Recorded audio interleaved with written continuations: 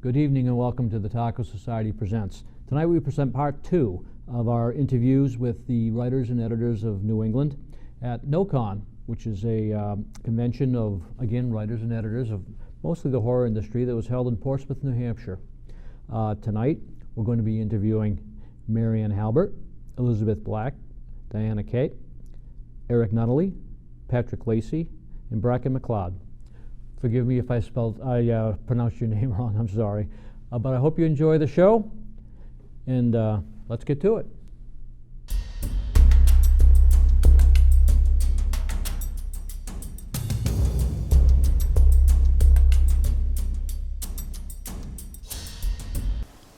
We've got Marion However here, another old friend. I say old friend, you're not that old. No, we've known each other for quite a while and have a lot of friendship, a lot of fun going back for years and years, starting at Anthocon, I think. That's right, the very first Anthocon. Yeah, we met 4 or 5 years ago, and it's been a lot of fun since then. Yeah. And we were in, you got year 1 there. Yes, I do. We were Antho buddies. Yeah. Tell us a little bit about yourself. Well, I'm from Indianapolis, Indiana. I'm actually in Carmel, Indiana, a little suburb just outside of Indianapolis. And I started writing not too long ago, probably got pretty much before I came to Anthocon. I'd only been writing for about 2 years before that. But came out to Anthocon at the request of Pete Giglio and Charles Day because we were in Help Wanted. Yeah. And they were going to be on a panel and asked me to come out. And that's how I met all the fine Anthocon folks and the good people. Have come back every year because it's a wonderful event and wonderful people. Yeah, good for you. That's great.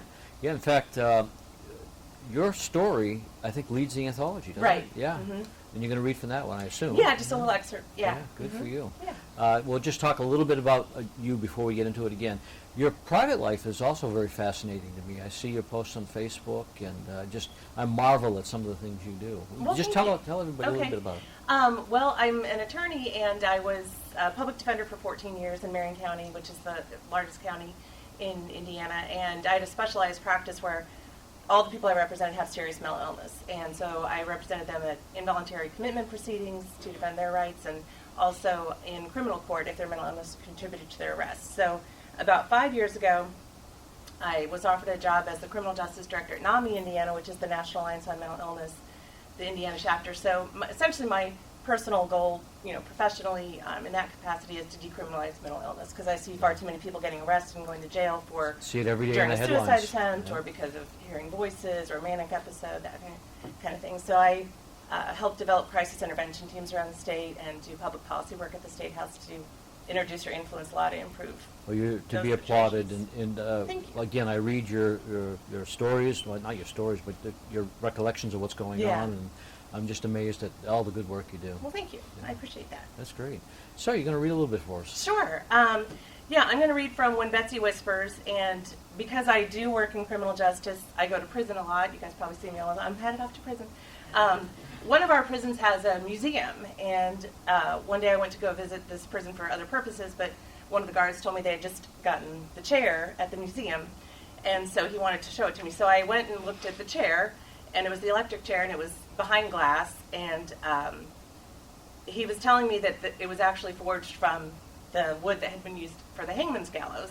And being a horror writer, my imagination immediately went to the backstory of how this all came about. So I'm going to just read a little excerpt from When Betsy Whispers. Before she was the chair, she was a tree. The air was still, the other trees lifeless, yet Betsy rustled her leaves, showing off her best side. Here, she sighed softly. They had almost passed her by when one of the men pulled on the reins of his mare and crooked his head. His eyes studied the other trees and then landed on her. Timid, she spoke up again. Here, yes, I'm the one you're looking for. Without a word, the man's commanding eyes brought the others back. They dismounted, the leader arching his back. The pack settled in near Betsy's trunk and drank in her shade. One of them leered at her lowest branch. It wasn't long before he began to drool. That's the one, he said. The leader followed his gaze. He stood, brushing dirt from his pants. He walked around her, eyeing her from every angle. Admiration and a glimmer of excitement shone in his eyes. He tested her strength, then nodded his approval. Betsy experienced a surge of carnal longing when they mounted their horses and departed. They returned hours later, and she shivered with yearning, remembering their touch. One man tossed a rope over her thickest branch. The others helped to tighten it. It bit into her bark. Betsy's roots quivered with anticipation. One end of the rope went around the neck of a man on a cart directly beneath her. He struggled, and she inhaled, drinking in his essence. The cart moved, unloading him, and she felt the weight of him under her. The spasmic movement as he flailed. Such a life force. He extended one hand up as if he could just grip her, the suffering would stop. His fingertips brushed her flesh, sending a tingle down her trunk all the way to her roots. Minutes passed. He weakened, then quieted, going limp. Betsy shuddered, her leaves rustling, shuddered once more, and felt at peace. She heard one of the men. Yep, that's the one. And that's how Betsy became the hanging tree. Jeez, yeah. So, then it goes on from there. Yeah. Well, congratulations on the first Thank you. story in that, and even though it's a while ago. I recently reread that. I enjoyed that story so much. Thank you. And you're also the author of a collection called Wake Up and Smell the Creepy. Yes, Wake Up and Smell the Creepy. I've had about 30 short stories published altogether in various anthologies and magazines, Necrotic Tissue, Thuglit, with Grinning Skull Press, Great Old Ones Publishing, just these guys several times. So after I got the rights back to the first 9, I put them in my own collection called Wake Up and Smell the Creepy. It's a great collection. Thank If you guys want to read something that's very entertaining and scary, Wake Up and Smell the Creepy. Yeah, thanks. Well, thank you very much for coming on. Thank you, Tony. Yes, and we'll see you throughout the convention. Great. The non-convention. Right, thank you. Thank you. Yep.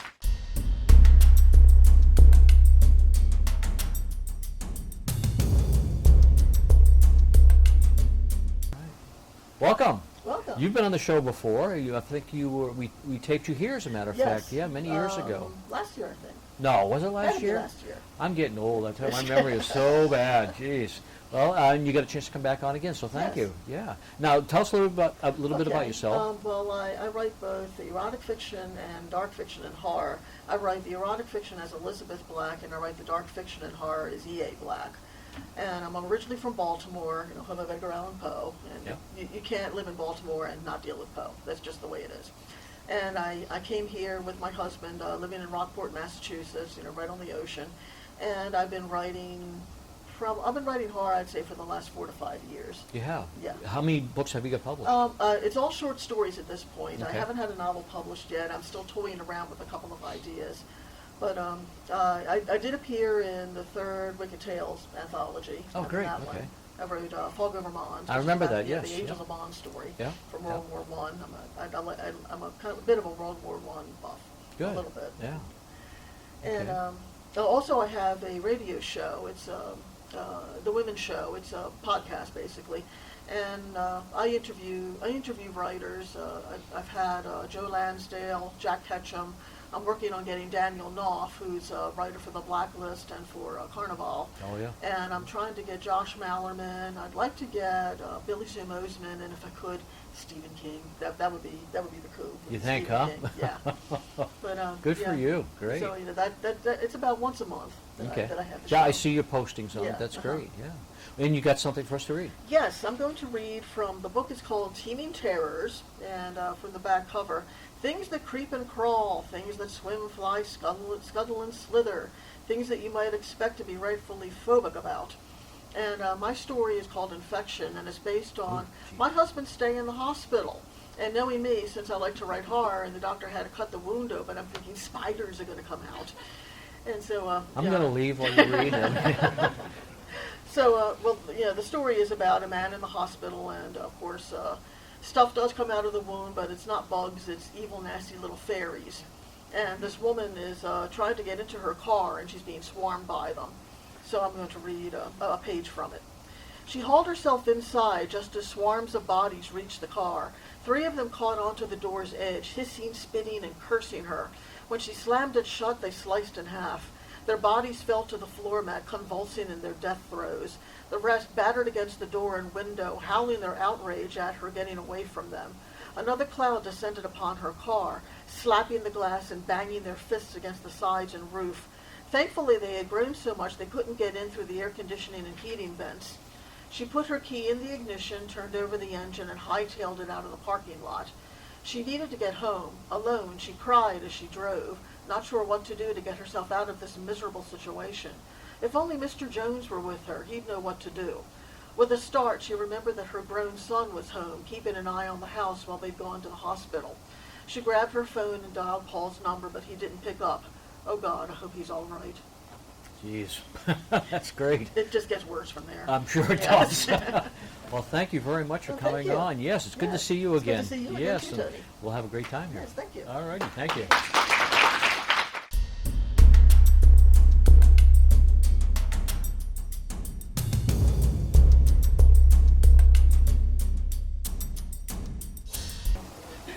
Well, we've got a theme here with Dianna, and you're going to introduce yourself in a minute, but you're a microbiologist, I hear. Yes, I am. Yeah, tell us a little bit about yourself. Oh, well, Dianna Catt, by the way. Dianna Catt, Yeah. yeah. I have a business that does environmental testing for mold. Basically, I specialize in mold. And so I go in a lot of nasty places, look for scary places and uncomfortable places sometimes. I also do Oh, I water bet. testing. But, Yeah. yeah. So Yeah. that's my business. So I did research for many years before I went into this, start my own company. But, Did that factor at all into your writing, or? occasionally it It appears. does, huh? Yeah. Yeah, some scientific aspects appear in most of my stories. I try to not to dwell on that because people don't want to lecture. They just want to be Yeah, you don't want to keep reading stories about mold. Yeah, you want or a any little kind of variety. Yeah, or chemistry or anything like Yeah. that. Yeah. And how long have you been writing? Oh, many, many years. I got my first story published in 2007, a short story. Oh, okay, Yeah, great. So yeah. I've had several, 15 or something like that published so far. Excellent. Yeah. Are you a strict kind of horror writer? Are you, or are you fantasy? Mostly I'm mystery and thriller. Really? Mostly, Okay. yeah. But I did have a couple of horror stories published through Pill Hill Press. I don't know if you guys know them. They do a lot of themed anthologies, and so there were a couple of horror themes that I contributed to, got in. They're no longer in business, but I've got the rights back to those, and they appear in my collection of short stories, which I'll show you here, called Below the Line.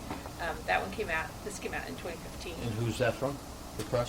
I just did it through CreateSpace. Okay, so Yeah, it's your own press. so it's Great. my own press. Okay. Yeah, but they've most of the stories, I added a few that haven't been published, but most of them have been vetted through other Great. companies. Yeah, You going to read something for us? I will. Good. I didn't mention that I'm from the Indianapolis area, and Indiana is known for racing. Everybody has heard of the 500, which was a big deal this year, every year. They have another race called the Brickyard 400, which has NASCAR.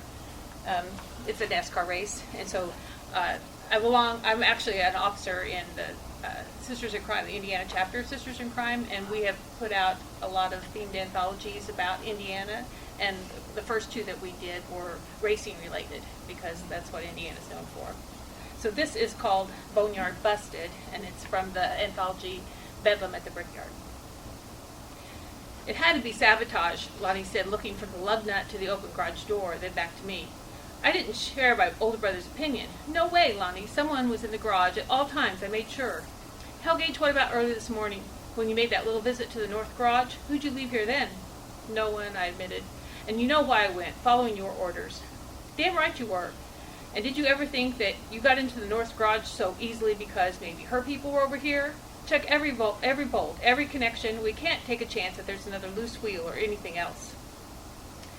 I nodded and watched Lonnie storm out. My brother believes he's the greatest NASCAR driver in history. I guess it could be true, but his record doesn't show it. A streak of bad luck, like this loose lug nut today, has plagued our team for the past few years and has become his excuse. Bad luck, or sabotage, take your pick. I spotted Dakota North making a beeline toward Lonnie, looking like a hurricane bearing down on Louisiana. A beautiful, dark-eyed hurricane packaged into a tiny frame. Two storms were about to converge, and I wanted to watch. I'll stop there. Well, thank you very much for appearing on the program, and Thank you. I hope you have a great time while you're Yeah, here. it was a lot of fun. Good to see you again. Thank Thanks a you. lot, Tony. All righty.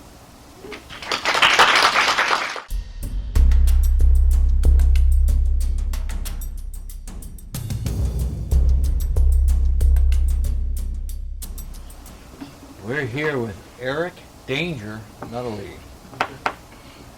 How you doing? Not bad, Tony. How are you? Good. It's really good to see you again. It's been a while. It has. Yeah. But, paths cross pretty frequently. They do, usually on Facebook, but not in person. So it's really good to see you. Me too. Yeah. I'm glad you have the beard again. Yeah, it comes on and off, but it's been mostly on lately, much to my wife's chagrin. But that's the way it goes. Tell us a little bit about yourself. Well, I'm a graphic designer by trade. I'm always a little envious that most of the people I feel have more important and interesting jobs. But, you know, an author, published author. I have one novel out there, Blood for the Sun. Excellent book, by the way. Thank you. Really enjoyed it. The sequel's actually done. People ask me about that. I always ask you, yeah. But the just some issues with the publisher. So you know, I'm looking to get the rights back, and then we'll have both books repackaged Oh, geez. somewhere. I hope. You know, that's the goal. What's the problem? Is they're just Well, you know, this is one of those situations where the publisher gets purchased, and nothing's going to change, and then sort of everything changes. But you know, it's fine. They're, you know, how does it go? Going in a different direction. and your collateral damage, right? That's Kind terrible. of, Yeah. by choice. Okay. Really. So it's all good. It's just kind of got to restart a little bit. And in the meantime, there's all the short stories out there, and thanks to a conversation with Chris Golden and James Moore, I started another novel. Great. Sort of just a completely different yeah. thing than what I was doing.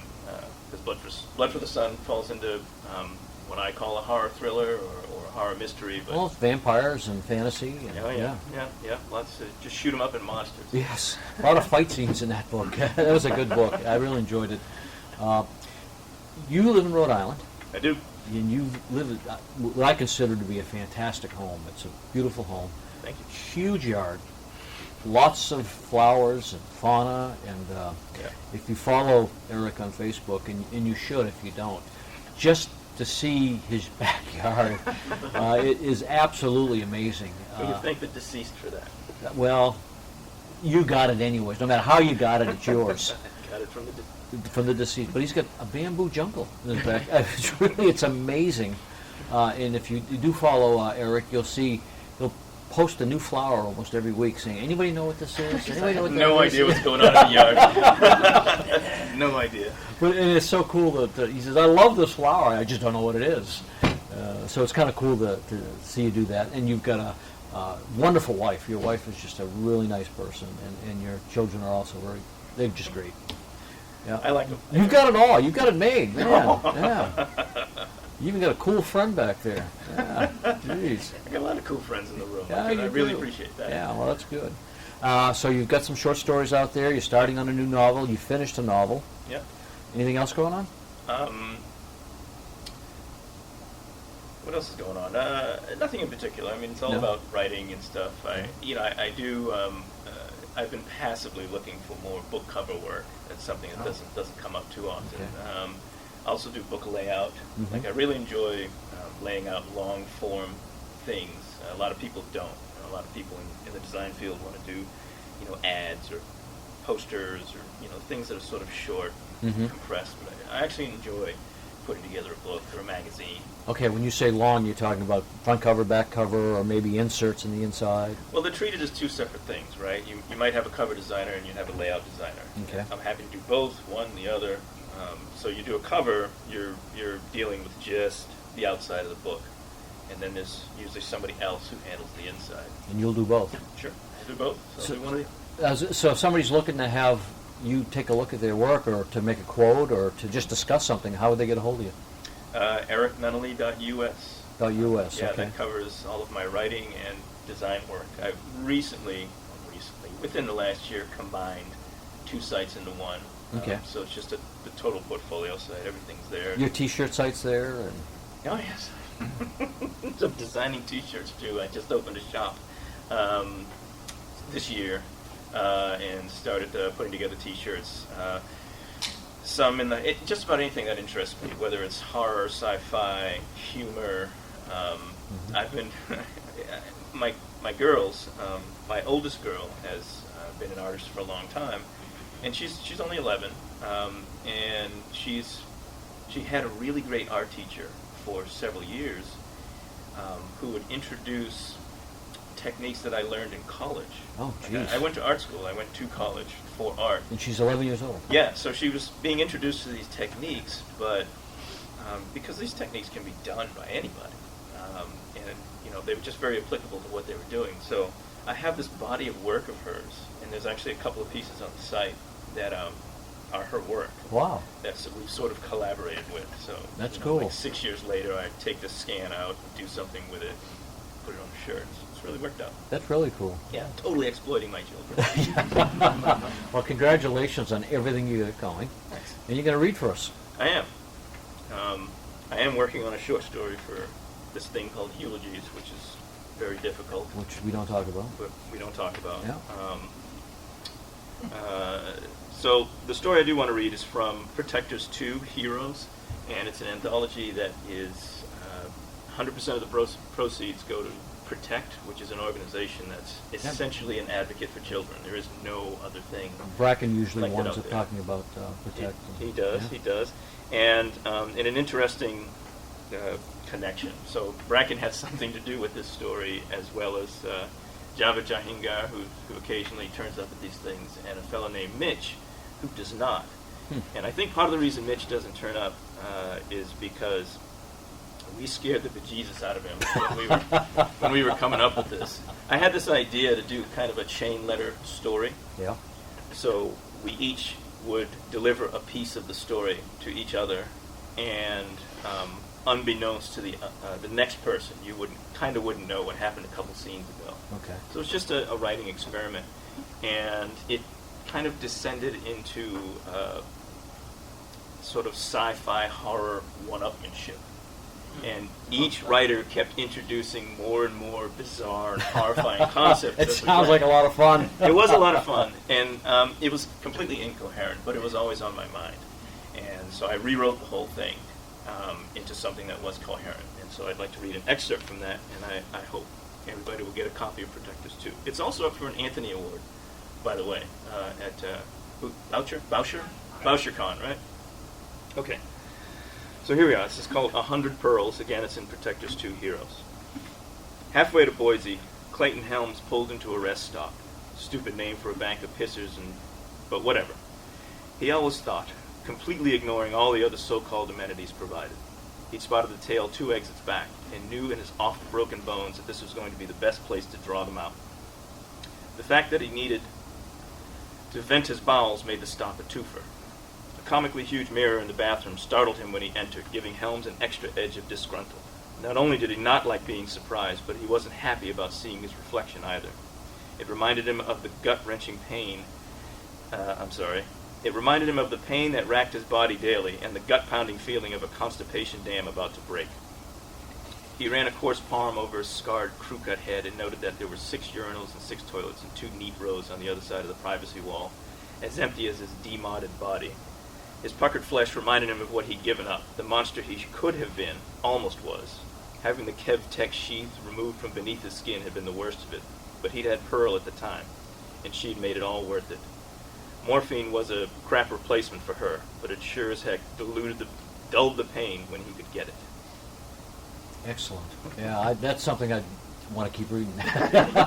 Hopefully it gets published or you make it available. Well, it's in Protectors 2. Oh, that's in Protectors Yeah, 2. That's, Oh, okay. that's in Protectors 2. The editor of it, Thomas Pluck, had approached me. The previous versions of it were primarily crime-driven, and they usually have to do with, it's a really dreary subject, of course, the punishment of children and the victimization of children. So this one, he wanted to go a slightly different route. So it's themed for heroes, and it breaks a lot of genre conventions. There's also comics in there. There's a number of. It's a really thick book. So where can you get this? You can get that at Amazon, Barnes & Noble. You can visit Thomas Pluck's site. I believe it's thomaspluck.com to find the other versions. It's also available anywhere there's ebooks. Okay. And it's called Protectors 2. It is, and 100% of the proceeds go to Protectors. So it's 100% a charity. Good. Well, thank you very much. Well, thanks for having me, Tim. Oh, it was more than a pleasure to have you. Thank you. And we'll talk a little later about that secret project.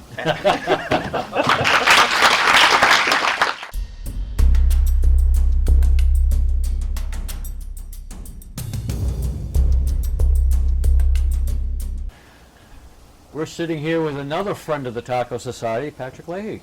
You've been here, you've been with the Taco Society at least twice. This is my 3rd appearance. Yeah. You might have seen me win the trivia show by a landslide.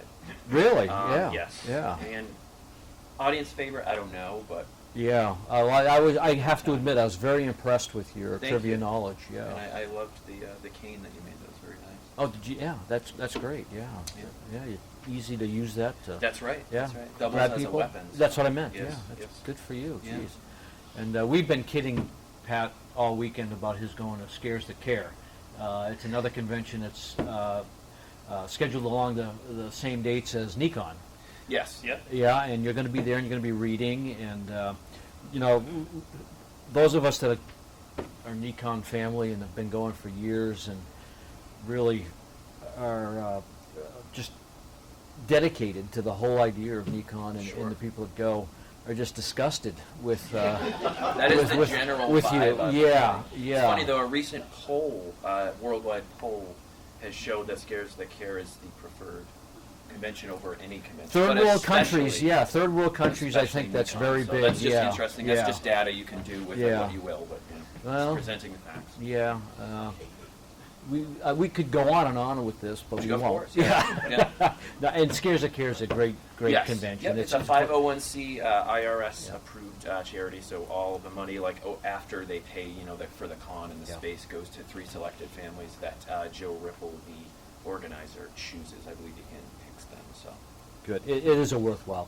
Yes. charity, and we're just busting your butt, and of course, yeah, it's yeah. all in good fun. Yeah, it is all in good fun. Yeah. Let's talk a little bit about you now. Okay, sure. Okay, you wrote A Debt to Be Paid. Yes, yep, through Sam Hain. Yeah. No comment. And you've got 2 other novels coming out. Well, yes, so launching at Scares That Care, as it were, is my first short story collection. It's called Sleep Paralysis. It is 16 previously published stories and 2 original ones, and that is through Great Old Ones Publishing. So I've done a couple anthologies through them, so I thought it would make sense that I kind of continue the short story route through them. I have seen some of the inserts of the book, and they do a fantastic job at formatting, so I'm really, really excited as to the way it looks. And the cover looks great, and that should be launching, I think it's going to go live on Amazon at the beginning of July, but it's kind of having like its launch at Scares That Care, so I'll copies of that at the table, and I'll be reading a story from it as well. Yeah, you got a really nice time slot there at Scares That Care. So yeah, author Brian Smith is getting married at Scares That Care, so I will be reading immediately before then. So it could draw in a large crowd. It might just be a ghost town, but I've confirmed 2 people who aren't my wife will actually be in the crowd, so that's pretty good. We're really busting him this weekend. So It's been time. Oh yeah. Well, congratulations on the 2 books. Thank you, I appreciate it. What's the novel about? So the novel is coming out. So the novel was originally through Sam Hain Press. Again, no comment. I was able to get my rights back after some issues, and that's now coming out in December through Sinister Gren Press. Great, yeah. That is basically The Shining if it took place in Disney World. So it's Oh, wow. about the Yeah, that Vince sounds and fun. Audra Carter, who is this family with 2 twin sons. Their marriage is sort of falling apart, and Vince takes it upon himself to book a trip to a New England theme park called Dreamwoods, which sort of was big in the 80s. It was kind of like the only place that could go against Disney World, I guess. But it closed under mysterious circumstances. There were rumors of things like ritualistic sacrifice and all good stuff like that. It seems to have opened up under equally mysterious circumstances again, and Vince thinks it would be a good idea to bring his family there to sort of rekindle their marriage. Unfortunately, it's the worst place he could possibly do that, and very bad things happen to them. So. This sounds like a fun book. Oh, it's family fun. It's Yeah, family fun yeah, for everyone, great, so, yeah. Yep, but that should be out mid-December, I think. Oh, that long. Yeah, you have to wait. They didn't have faith in it to release it sooner? No, they said it might sell 1 copy, so but we'll Poor see. Patrick, I'm so sorry. I'm actually crying right now. Thank you very much. Of You've been course, a it's good always a sport. pleasure. Oh, we love you, obviously, and we love having you on. We're going to have you on again in the future. Yeah, monthly, if we could work that out, that would be fine. How much money you got? $10. Not enough. Definitely. Well, thank you. Of course. We look forward to both those releases Yes. with Phil's imprint. Yeah, great old one. Great Old Ones, and the other one from Sinister Grin? Sinister Grin, yeah. Yeah, great. Yeah. We'll again, I do look forward to it. I enjoy your writing, I and appreciate good luck that. with A Debt to Be Paid. I'm Of sure course. that's still doing well, and Sure, yeah. yeah, good for you. Yeah. Great. Excellent. All right, thank you, Patrick. Thank you. All righty. Here we go.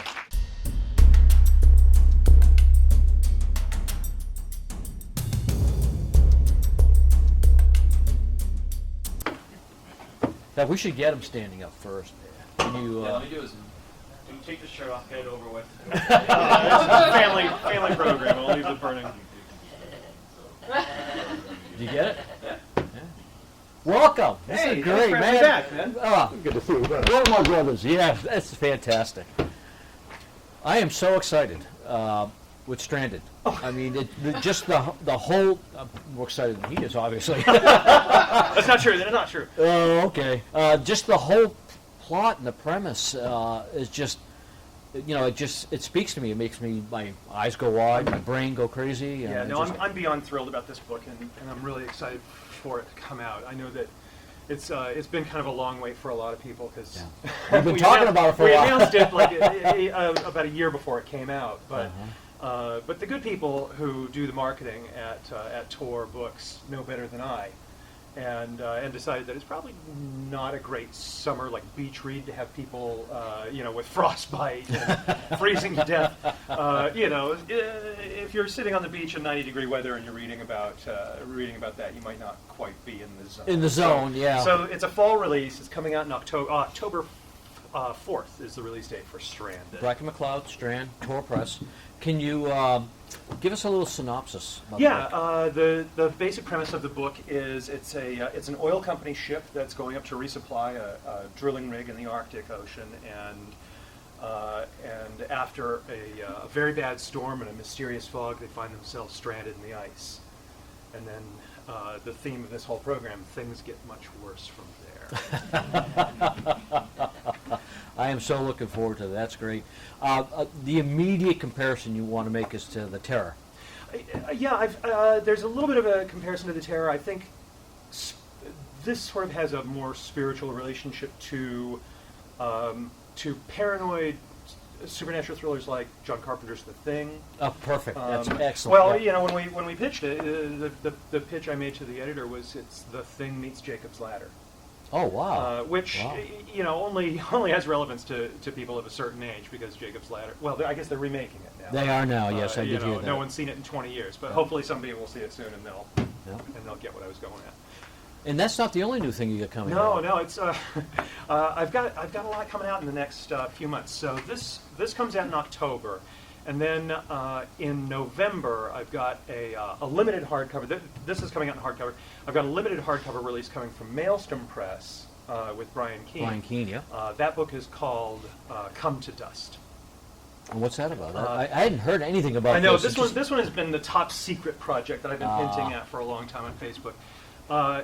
Come to Dust is it comes from a line from Shakespeare. It's in a play called Cymbeline, and there's a line in there that says, "All golden lads and girls must, as chimney sweepers, come to dust."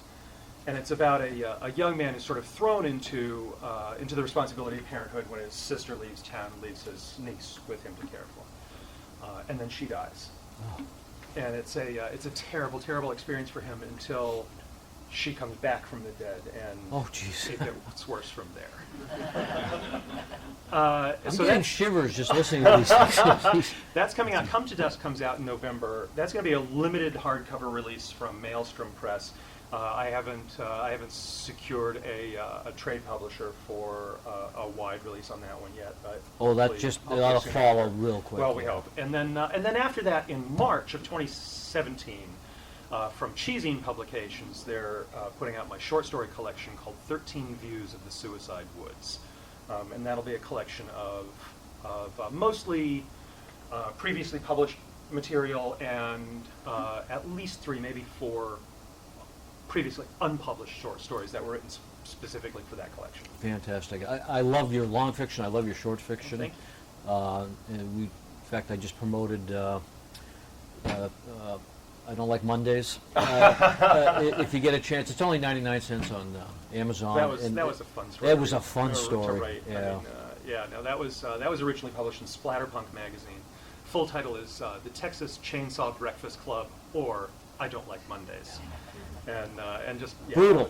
That was That was one of my favorites. And it's certainly worth any of you guys who are wondering, how does Bracken do what he does. What does he like?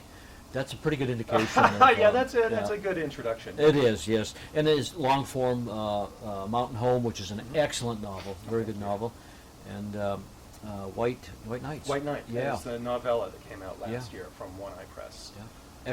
Excellent work. You got something to read for us? So I'm just gonna dive in. I'm gonna read the first page of Stranded. I'm not as old as Tony, but I'm still getting older. I have to put on my glasses. Nobody's as old as Tony.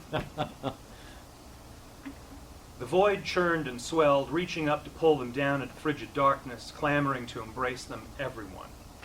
A cold womb inviting them to return to the lightless source of all life and die, each man alone in its black silence. The sea battered the ship, waves crashing against the hull as the ship's master tried to quarter, turning the vessel into the waves to lessen their impact.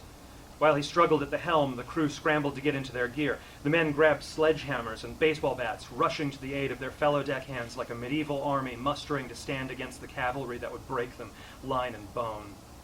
Noah wrestled with his waterproof gear, trying to pull on his pants and jacket, jamming hands into clumsy gloves that would combat frostbite for only so long. The ship pitched, and Noah lurched in the passageway, trying not to lose his footing, trying not to be thrown to the deck before he was even out in the storm. He shoved his foot into a boot, staggering away from his locker as gravity and momentum conspired to bash his skull against the bulkhead. He careened into the wall, feeling a pop and blossom of pain in his shoulder.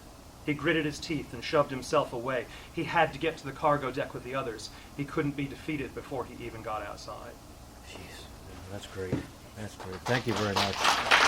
Man, we all wish, we don't even have to wish, this is going to be a bestseller. This is great. Yeah, from your lips to the New York Times ears. Well, it's going to happen. Thank you very much, Thank you for man. having me on again. Good. You're always welcome. You're always welcome. Thank you very much.